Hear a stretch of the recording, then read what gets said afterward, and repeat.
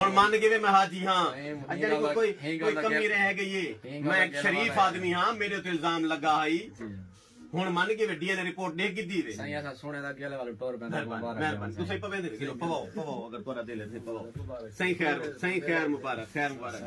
ਮੰਨ ਕੇ ਮੈਂ ਸ਼ਰੀਫ ਆਦਮੀ ਹਾਂ ਬਿਲਕੁਲ ਇਹ ਮਾਈ ਨੇ ਮੇਰੇ ਤੇ ਗਲਤ ਇਲਜ਼ਾਮ ਲਾਇਆ ਹੈ ਭਈ ਇਹ ਕਮਰੇ ਚ ਕੀਤੀ ਹੈ ਉਹ ਕਮਰੇ ਬਣ ਕੇ ਐਨ ਠੀਕ ਫਾਸ਼ਾਲ ਕੀਤੀ थी मैं शरीफ आदमी हाँ डीएनए रिपोर्ट आ चुकी है मेरी वीडियो ते देख सकते वे ये दोस्त गेले वाले जुड़े मुबारक देने वास्ते कि असा भी तेरे ते शक करें दे आथे तेरे अच्छी दे थे जहान मैं मत्तन कोई मत्तन शत्तन कह नहीं मैं कोई गुनाहगार कहना हम ही एक सियासी साची पर्चा मेरे खिलाफ किया